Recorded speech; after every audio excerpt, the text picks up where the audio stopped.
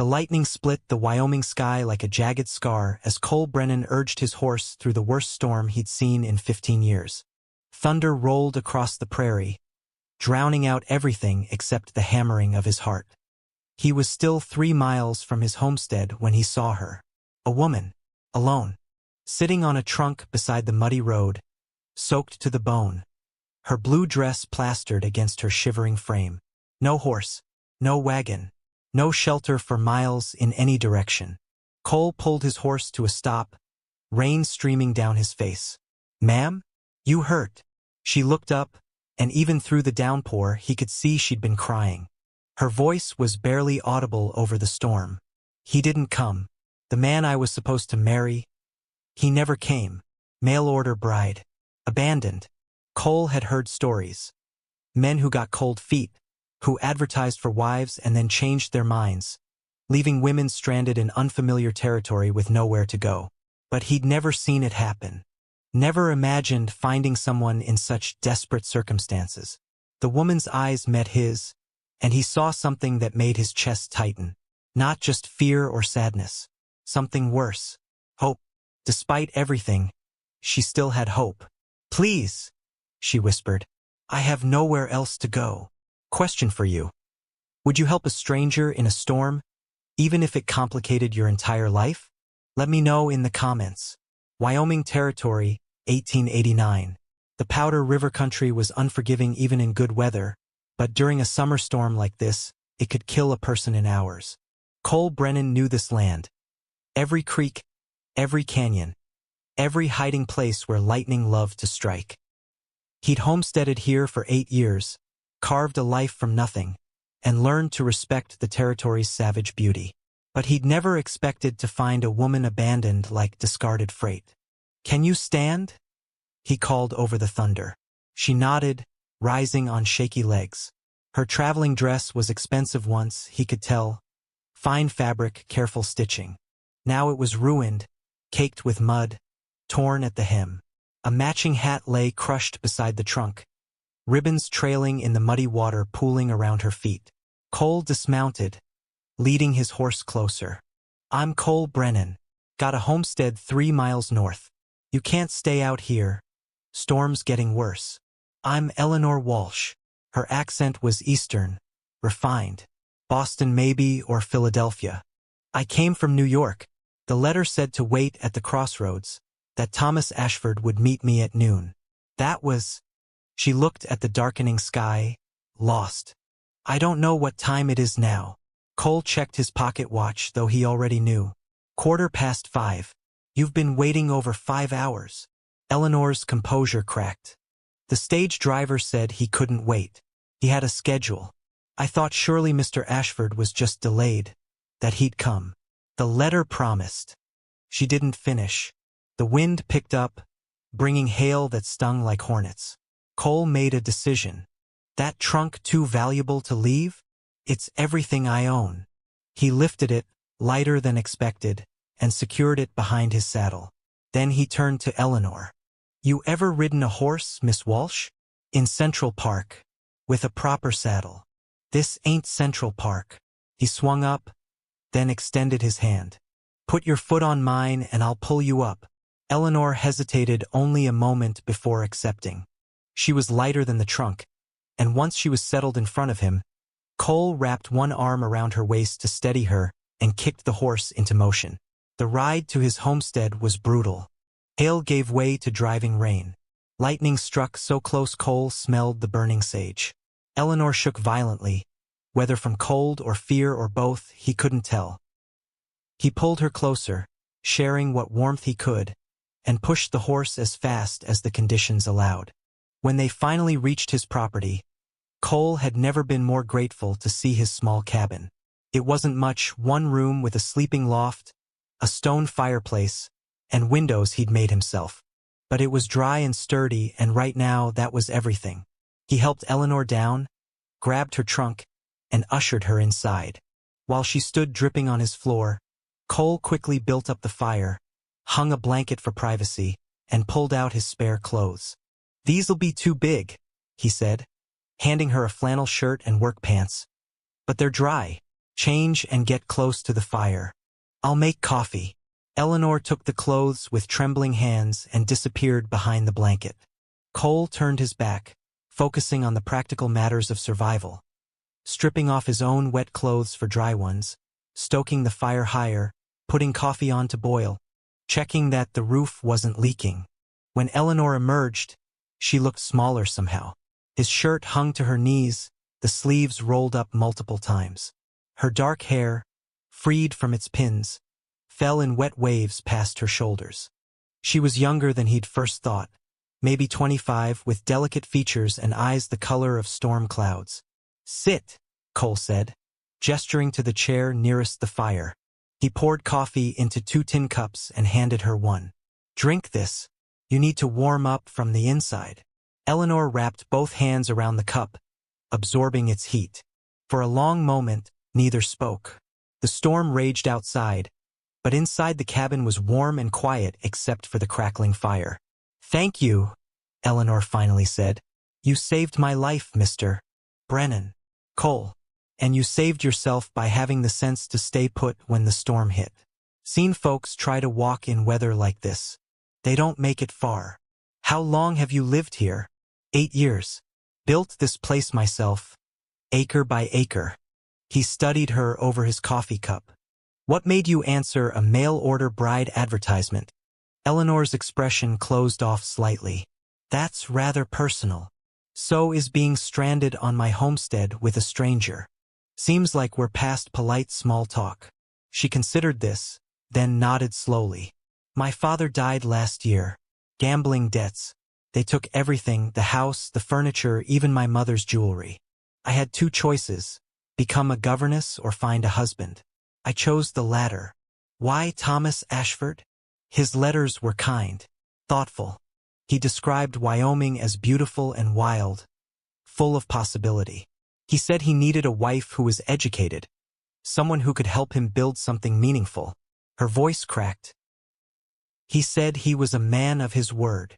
Cole stood and walked to the window, looking out at sheets of rain. "The crossroads where he was supposed to meet you, that's near the Ashford Ranch. Big spread, maybe 10,000 acres. Thomas Ashford owns it." "You know him?" "Know of him. Inherited the place from his father 2 years back. Keeps to himself mostly." Cole turned back to her. "Which means he didn't forget about you, Miss Walsh. He chose not to come." The words landed like a physical blow. Eleanor set down her cup carefully, as if afraid she might drop it. "I see. I'm sorry. Don't be. It's not your fault." She straightened her shoulders, summoning dignity from somewhere deep. "I'll need to figure out what to do next. Is there a hotel in town? Or perhaps a boarding house? Town's 15 miles east. Has both. But nothing's open tonight. Not in this storm." Cole hesitated. "You can stay here until morning. I'll sleep in the barn." "I couldn't ask you to." "You didn't ask. I'm offering. Storm should break by dawn. I'll take you to town then, help you figure out your next step." Eleanor looked around the small cabin, at this stranger who'd rescued her from certain death, and Cole saw that dangerous hope flicker in her eyes again. "Thank you, Cole, for your kindness." He nodded and grabbed a blanket. "Get some rest, Miss Walsh. Morning comes early out here."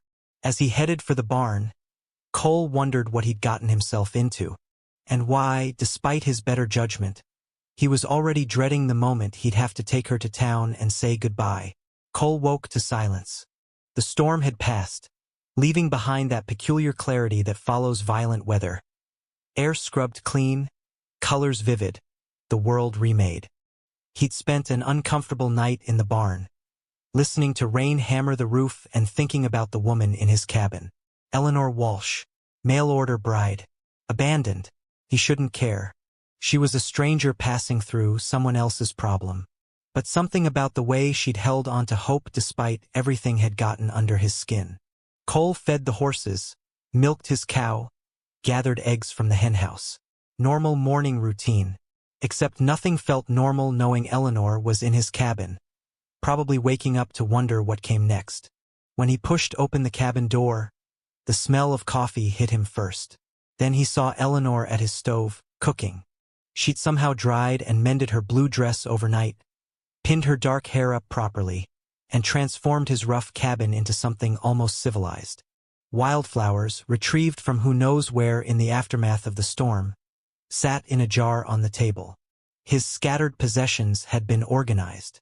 Even the floor looked cleaner. "Morning," she said, not turning from the stove. "I hope you don't mind. I found eggs and some bacon in your cold box. I thought the least I could do was make breakfast." Cole stood in the doorway off balance. "You didn't have to do that. I wanted to. Besides, I was awake before dawn and needed something to occupy my hands." She plated the food with practiced efficiency and gestured to the table. "Please sit." They ate in companionable silence. The eggs were perfectly cooked, the bacon crisp. Eleanor had even found his nearly forgotten jar of jam and spread it on toasted bread. "You're a good cook," Cole said. "My mother insisted I learn, despite having a cook. She said a woman should know how to feed herself and her family, regardless of social position." Eleanor smiled sadly. "One of the few practical things I learned before everything fell apart."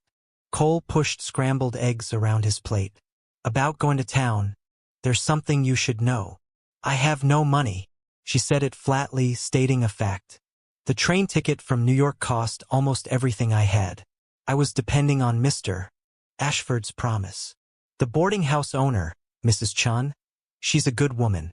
Might extend credit until you can find work." What kind of work exists in a Wyoming frontier town for an educated woman with no references and no connections? It was a fair question. Cole thought about Iron Creek, the nearest town, population maybe 300. Most women there were wives and mothers running households. The few working women were either saloon girls or doing laundry. Neither seemed appropriate for someone like Eleanor. "Could teach," he offered. "Town's been trying to get a proper school started." "With what credentials?" "I was educated, yes, but I'm not a trained teacher. And who would hire an abandoned mail-order bride? The scandal alone would disqualify me." She was right, and they both knew it. In frontier society, a woman's reputation was everything. Being abandoned like rejected goods would follow her everywhere. Cole made a decision he'd probably regret. "You could stay here."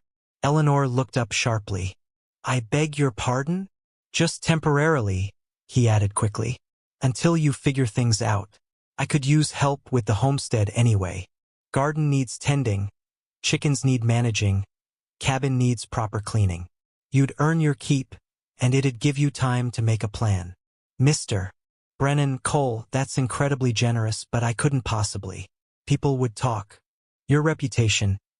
"I don't care much about reputation. Out here, what matters is whether you work hard and keep your word. Everything else is just noise."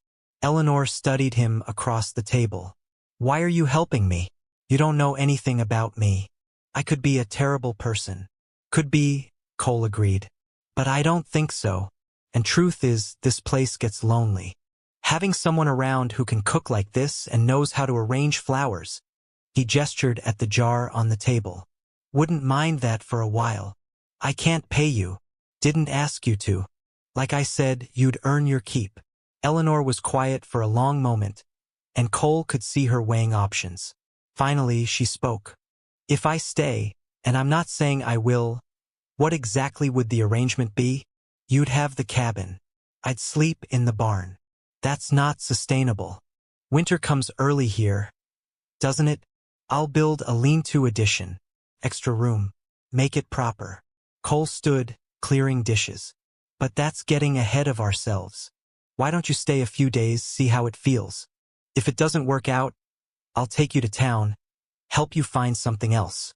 Eleanor rose as well, looking around the cabin that was surprisingly transformed by her presence.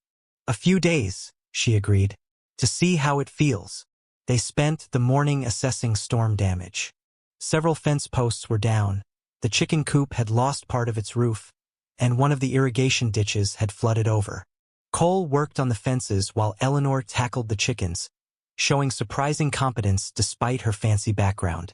By noon, they were both sweating in the July sun. Cole pumped water at the well while Eleanor wiped her brow, leaving a streak of dirt across her face. "This is harder than I expected," she admitted. "Homesteading's not for the faint of heart." "I'm not faint of heart, Mr. Brennan. Just inexperienced." She rolled up her sleeves further. "But I learn quickly." That evening, they sat on the porch steps watching the sun set over the prairie. The storm had broken the heat wave, leaving the air pleasant and cool. Eleanor had made stew for dinner, somehow transforming his basic supplies into something memorable, and they ate watching the sky turn colors neither could name. "My father used to say sunsets were God's apology for difficult days," Eleanor said quietly. "Sounds like a wise man." He was, just not wise enough to avoid gambling away his fortune. She paused. "I was angry at him for a long time, for leaving me with nothing, for making choices that destroyed our family. But watching this sunset, I wonder if maybe he gave me something valuable after all." "What's that?" "The ability to start over, to build something from nothing." She looked at Cole. "Like you did here." Cole wanted to say something meaningful, but words weren't his strength. So instead, he just nodded and sat with her as the stars began to emerge, one by one, in the darkening sky. And for the first time in years, his homestead didn't feel quite so lonely. 3 days became a week. A week became 2. Eleanor settled into homestead life with a determination that surprised Cole. She woke before dawn, tackled every task with focused intensity, and never complained, even when the work left her hands blistered and her muscles aching. Cole found himself adjusting his routines to accommodate her presence. He started the lean-to addition, framing out a small room that would give them both proper privacy. Eleanor helped where she could, holding boards steady while he nailed, learning carpentry basics alongside him.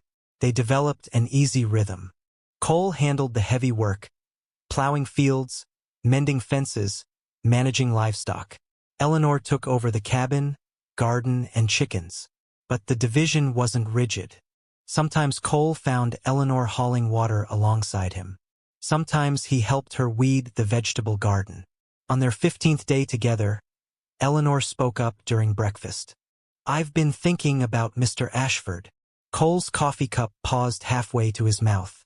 They hadn't discussed Thomas Ashford since that first morning. "What about him? I want to know why he didn't come. I deserve an explanation, don't you think?"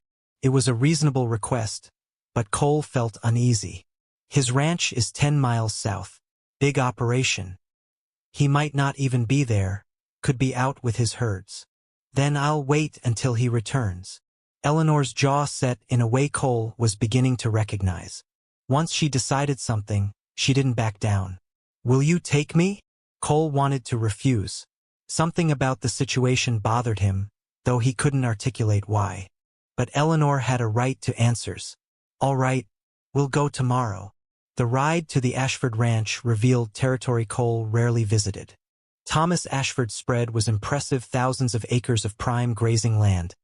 A large ranch house, multiple barns and outbuildings, dozens of hired hands. The kind of operation that represented serious money and power.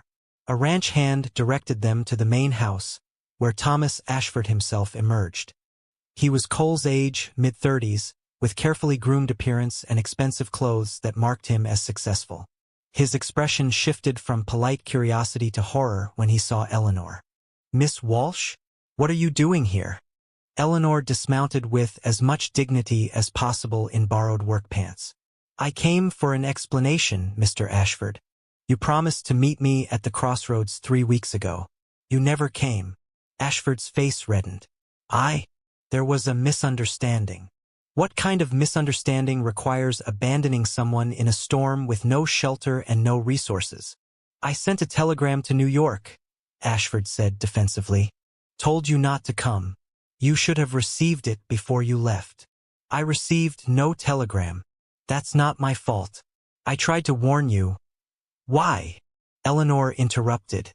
"Your letters were so enthusiastic. You said you wanted an educated wife, someone to share your life. What changed?" Ashford wouldn't meet her eyes. "My mother changed it. When I told her I'd sent for a mail-order bride, She had concerns. About propriety, about family expectations. She arranged a match with Senator Morrison's daughter instead. Better connected. Better suited to our social position. The words hung in the air like accusations.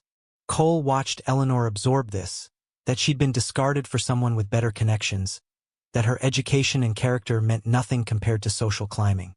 I see, Eleanor said quietly. And it didn't occur to you to send more than one telegram? To ensure I received word before traveling 2,000 miles.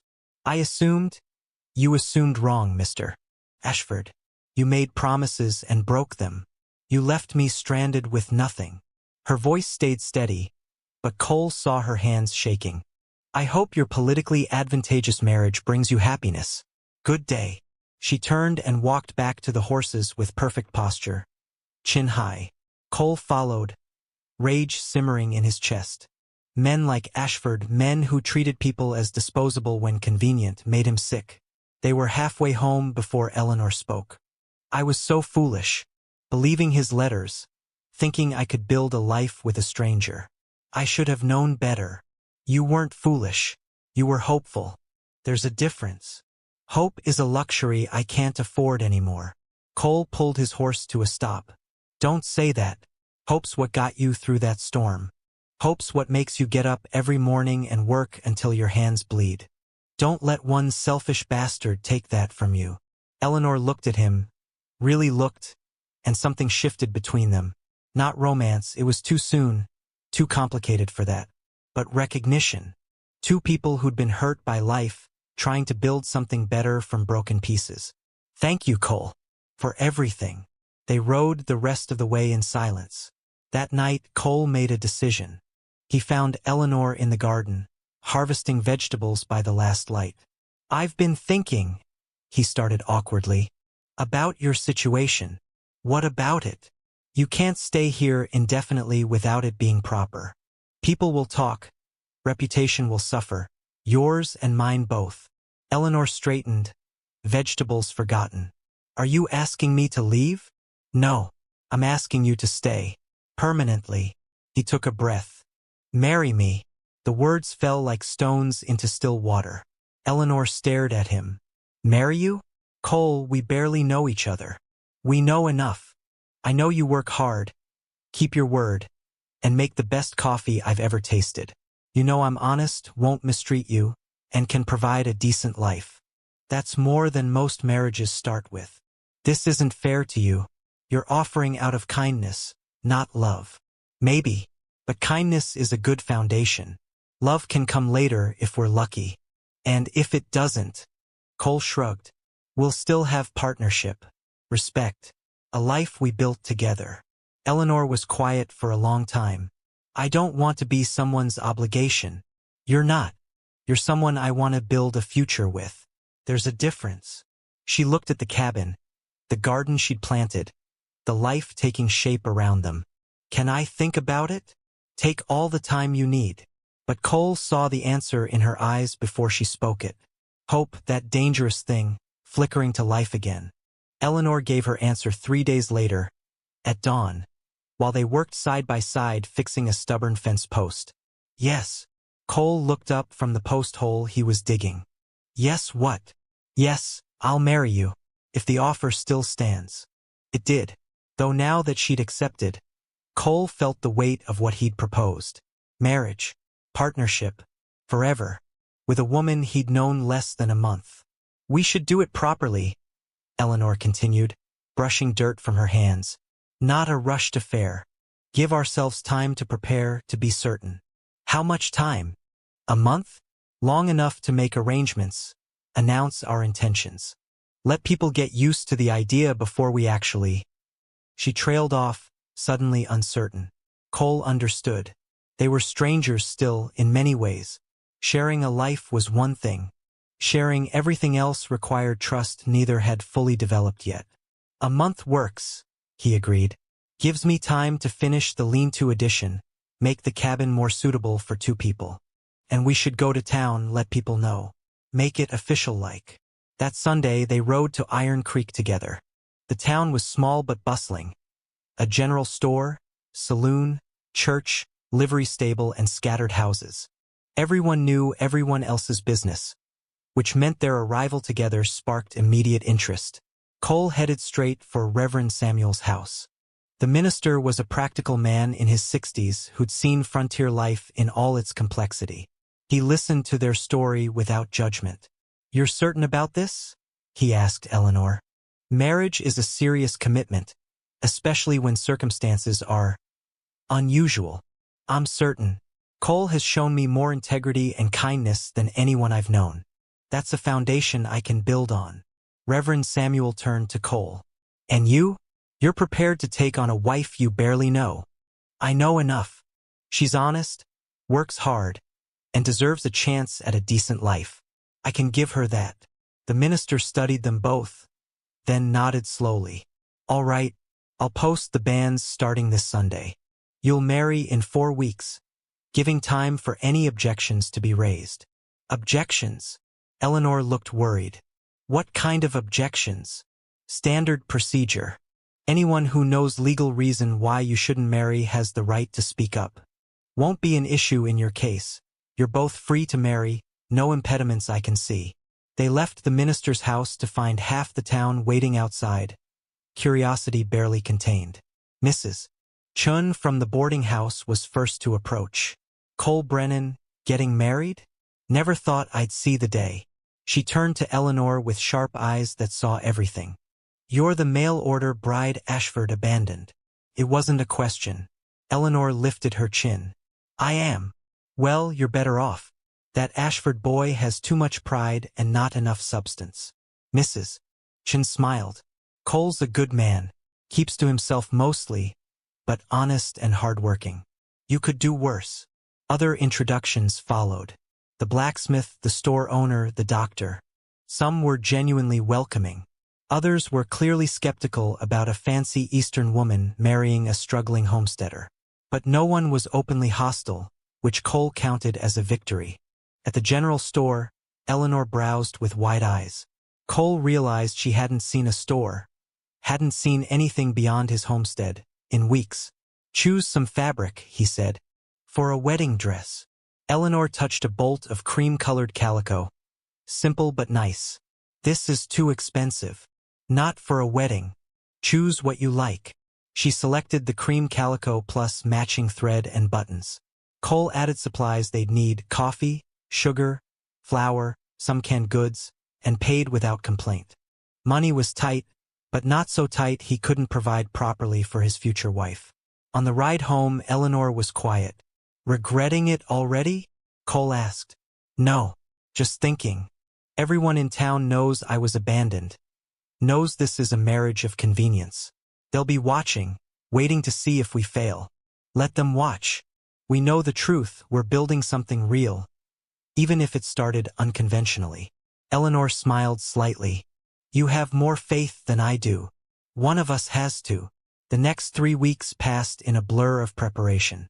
Cole finished the lean-to addition, creating a proper bedroom with a real door for privacy.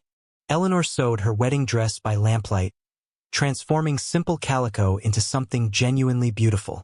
They worked together, improving the cabin, the garden, the whole homestead. And slowly, carefully, they learned each other. Cole discovered Eleanor loved thunderstorms, that she sang while working, that she was fiercely intelligent and deeply lonely. Eleanor learned Cole was quieter than he seemed, that he'd lost his parents young and built his homestead as a way to prove he could survive anything, that beneath his practical exterior was someone who noticed small things: wildflowers, sunsets, the way she took her coffee. The night before the wedding, they sat on the porch as usual, watching stars emerge. "Are you nervous?" Eleanor asked. "Some." "You?" "Terrified." She laughed softly. "Tomorrow I become Mrs. Cole Brennan. It feels impossible and inevitable at the same time. We can still call it off, if you're having doubts." "Are you?" Cole considered. "No. Scared maybe, but not doubting. This feels right, even if it started wrong."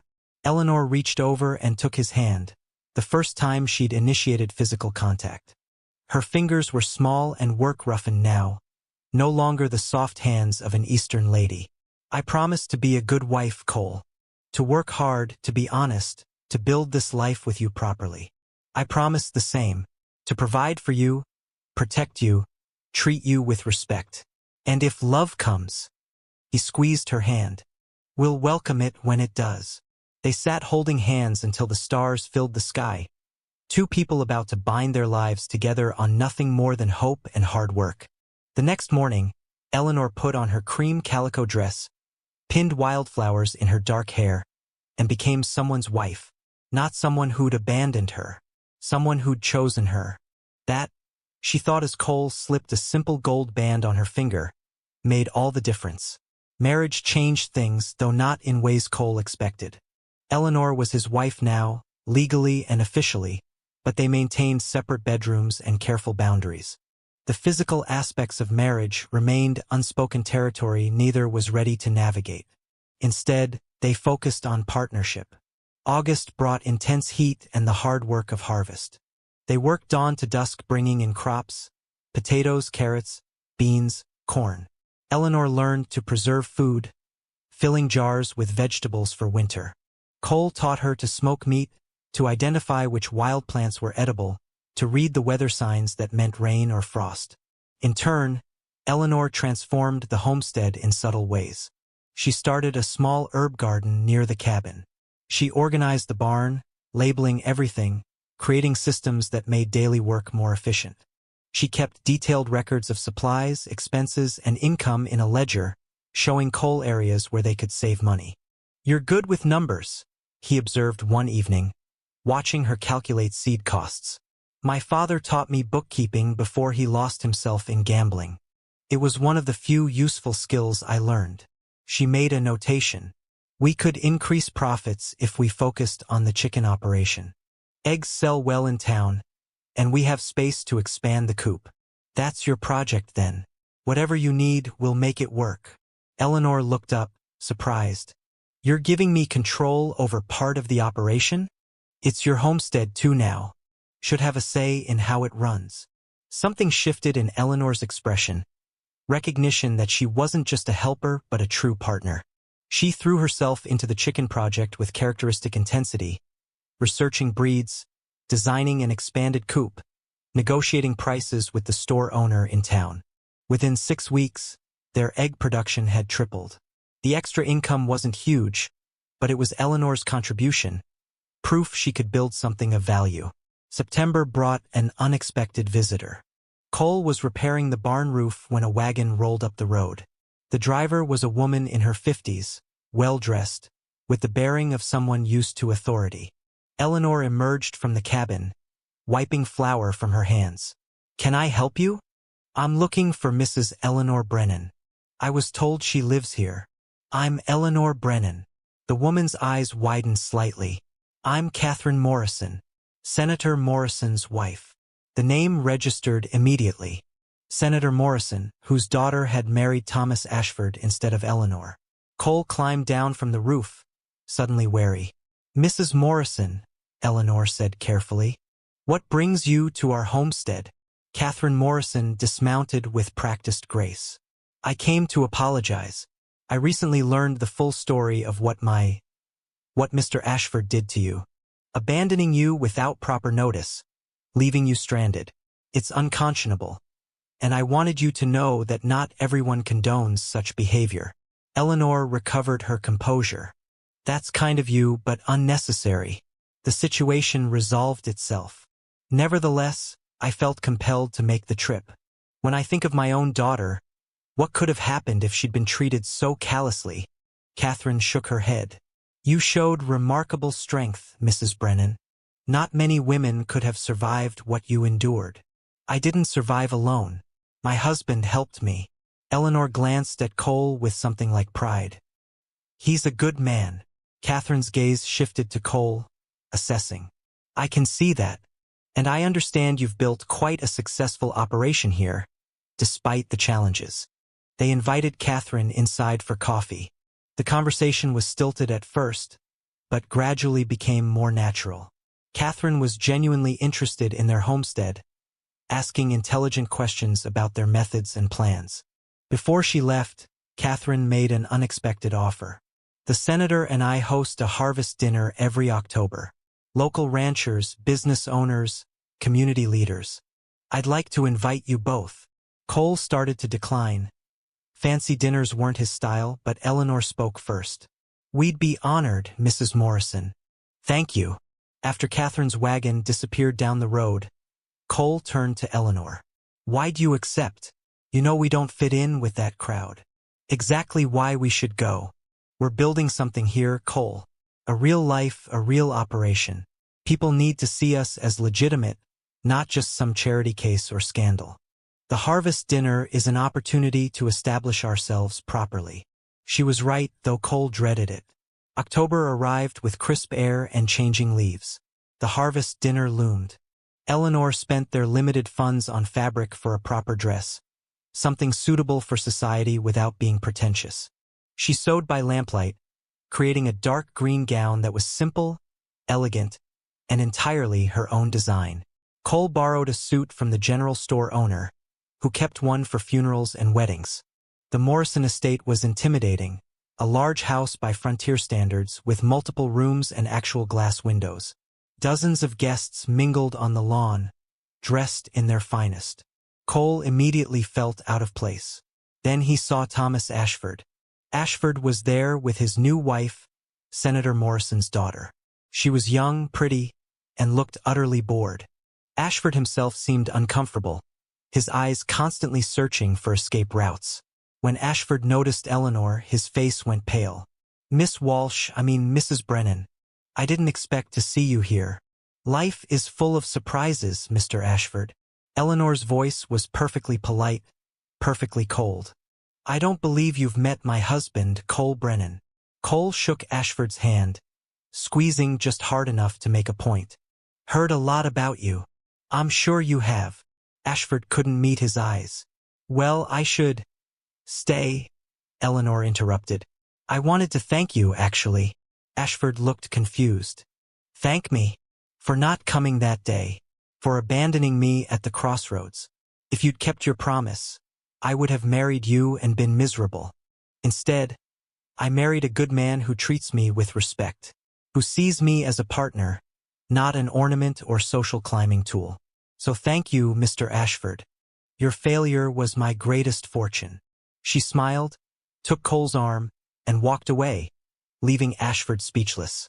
Later, dancing under strings of lanterns, Cole whispered, That was magnificent. I meant every word. You are a good man, Cole Brennan. You're not so bad yourself, Eleanor Brennan. They danced until the stars came out. Two people who'd built something real from nothing, and weren't finished yet. Winter came early and hard. By November, snow blanketed the Wyoming prairie, and temperatures dropped below zero. Cole and Eleanor settled into the rhythm of cold-weather homesteading, feeding livestock in blizzards, breaking ice on water troughs, keeping the fire constantly burning. They also settled into the rhythm of marriage. It happened gradually, almost without notice. Cole started staying in the cabin later at night, talking with Eleanor by the fire instead of retreating to his separate room. Eleanor began touching his hand when she passed, straightening his collar, small gestures of affection that felt natural rather than forced. One December night, during a particularly brutal storm, Cole woke to find Eleanor standing in his doorway. I can't sleep, she said quietly. The wind sounds like screaming. Come sit by the fire. I'll make coffee. They sat together on the worn sofa Cole had built, wrapped in quilts, listening to the storm rage outside. Eleanor's head gradually drooped onto his shoulder. Can I ask you something? She murmured, half asleep. Anything.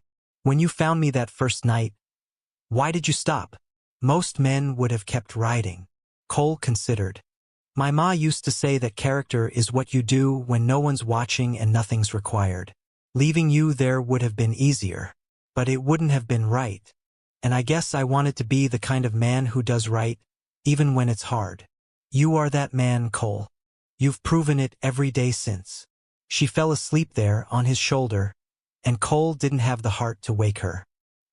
He carefully carried her to her bed, tucked her in, and returned to his own room feeling something shift in his chest.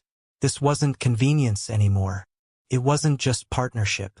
He was falling in love with his wife. Christmas came. They had little money for gifts, but Eleanor made Cole a shirt from fabric scraps, perfectly fitted with careful stitching. Cole carved her a jewelry box from cedar wood, simple but beautiful, with her initials burned into the lid. "It's lovely," Eleanor whispered, tracing the letters. "I don't have jewelry anymore, but someday you will," Cole promised.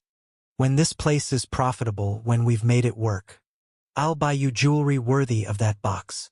Eleanor kissed his cheek, the first time she'd done so voluntarily. "I don't need jewelry, Cole. I just need this. The life we're building." January brought a crisis. Cole was checking fence lines when his horse stumbled in hidden ice. He fell hard, felt something in his legs snap, and knew immediately it was bad. He managed to get back to the cabin, his legs screaming with every movement. Eleanor took one look and rode for the doctor, pushing through dangerous conditions to get help. The break was clean but serious. The doctor said it, warned Cole to stay off it for at least 6 weeks, and left Eleanor with instructions and laudanum for pain. 6 weeks, Cole said when the doctor left. "That's the whole winter. How are we going to manage?" "We'll manage," Eleanor said firmly. "I'm not helpless, Cole. I can handle the livestock, the chores. You'll rest and heal." She was true to her word. Every morning, Eleanor bundled up against brutal cold and tackled work Cole had always done himself. She fed cattle, broke ice, hauled water. She came back exhausted, fingers numb, but never complained. Cole watched her transform from a fancy Eastern woman into a true frontier wife. The change wasn't just external. Though her hands were now rough, her face sun-weathered. It was deeper. She'd found strength she never knew she had. One evening, after particularly hard work, Eleanor collapsed into the chair by the fire, too tired to even remove her coat. "I used to think I was strong," she said. "Back in New York, when I survived my father's death and the loss of everything. But that wasn't strength. That was just enduring. This is different. This is choosing difficulty, choosing hard work, choosing to build something despite the cost." "You're the strongest person I know," Cole said honestly. Eleanor looked at him, and something in her eyes made his breath catch. "I love you, Cole. I didn't mean to, didn't plan to, but I do. You've shown me what real partnership looks like, what real integrity means." And somewhere along the way, convenience became something more. Cole had waited months to hear those words, afraid to hope they'd ever come. "I love you too. Have for a while now, if I'm honest." "Then why didn't you say anything?" "Didn't want to pressure you. Figured you'd come to it in your own time or not at all. Either way, I was committed to making this work." Eleanor crossed the room and kissed him properly for the first time. Not a peck on the cheek, but a real kiss that promised everything they'd been avoiding. "I'm ready," she whispered, "for all of it. The real marriage, the partnership, the future. I'm ready to build it with you." That night, their marriage became complete in every way. And it felt right, not rushed or forced, but the natural progression of two people who'd earned each other's trust through hard work and honesty. February brought Cole's recovery. His leg healed strong, and he returned to work alongside Eleanor. But their dynamic had changed. They worked as true equals now, each compensating for the other's weaknesses, celebrating each other's strengths. March arrived with the first signs of spring. As snow melted and green shoots appeared, Cole and Eleanor stood in their field, planning the year's crops. "We should expand," Eleanor said. "The chicken operation is profitable. We could add more, maybe start selling in other towns. And we'll need a bigger cabin eventually," Cole added. "If we're going to have a family," Eleanor smiled. "Is that what you want?" "If you do, I do. I want children who grow up knowing hard work, honest living, and parents who love each other. I want to build something that lasts." Cole pulled her close, looking at their homestead. The cabin they'd improved together, the fields they'd planted, the life they'd built from nothing but hope and determination. A year ago, he'd found an abandoned woman in a storm. Now she was his wife, his partner, his future. The woman who'd arrived with nothing but hope had proven that hope was enough. When combined with hard work, honesty, and love. We'll build it together, he promised. Everything we want, everything we need. One day at a time. Eleanor kissed him, tasting of coffee and possibility.